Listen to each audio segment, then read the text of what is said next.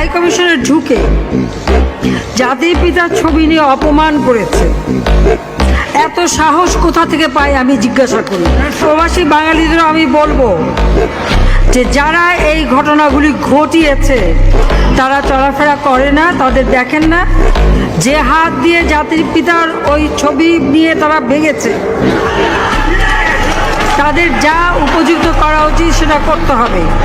কারণ জাতির পিতার নাম মুছে ফেলার চেষ্টা করা হয়েছিল, তো বাপ তো চেষ্টা করেছিল এই নাম মুছতে, ওর বাপও চেষ্টা করেছে, মাও চেষ্টা করেছে, তারা কি পেরেছে নাম মুছতে? পারে নাই। ইতিহাস কখনো কেউ চাপা দিতে পারে না। আর জাতির পিতা তার ৭ই মাসে ভাষণে বলে গেছে যে বাঙালিকে কেউ দাবায় রাখতে পারবে না, পারে নাই দাবায় রাখতে। Wake up to reality.